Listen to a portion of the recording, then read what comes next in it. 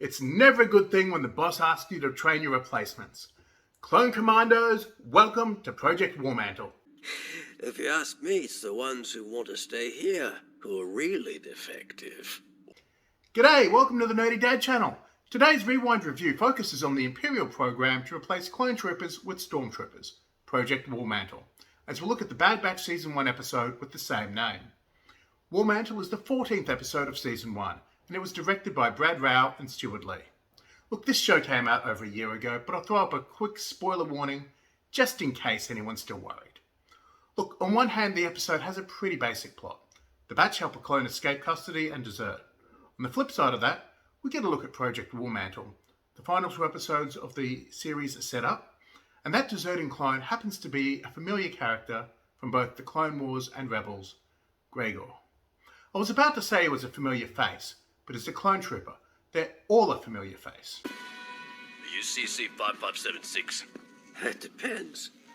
Who's asking? Rex sent us. In that case, the name's Gregor. The episode opens with a manhunt scene.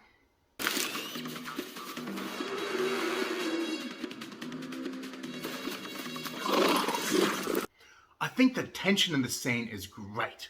Before we learn that the clone on the run is Gregor, we have no idea why he's running and what's going to happen to him. Gregor is running away from a couple of massives and their trooper handlers until he is backed into a corner. We see him place the homing beacon before being stunned by the troopers. We then cut to the Batch aboard the Marauder. The mission to rescue Gregor was not one given by Sid. In fact, it's Rex who calls in Clone Force 99 and asks for a favour.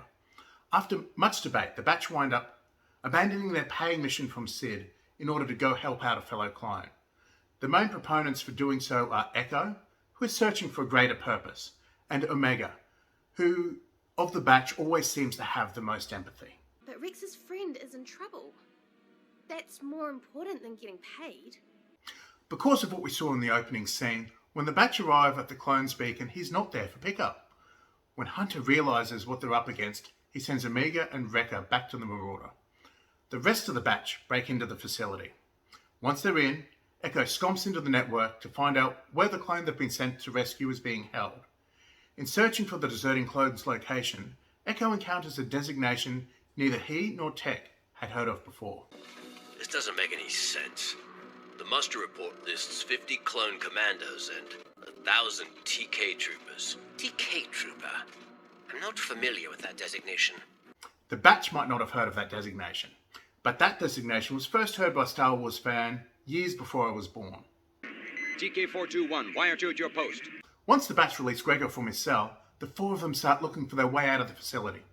While they're making their escape, Gregor reveals to the Batch that the clone commandos assigned to the facility, which until recently included himself, were training the non-clone stormtroopers. With the lift blocked off, the Batch and Gregor make their way to an exhaust vent and call to Omega, whose budding piloting skills allow the team a means of escape. However, the extraction goes wrong. Both Hunter in the vents and the Marauder come under fire, and Hunter falls while trying to board the ship. He falls a long way and is eventually surrounded. The final scene of the episode happens an unspecified amount of time after Hunter is captured. And well, it speaks for itself. I figured you'd show up.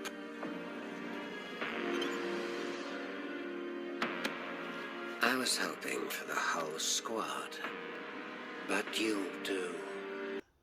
The Bad Batch heats up as the episodes of Season 1 that we still need to discuss are the penultimate and the season finale. So come and join us next Thursday. In the meantime, why don't you give this video a like? If you haven't already, you can subscribe to the channel here. This is the Nerdy Dad, signing off.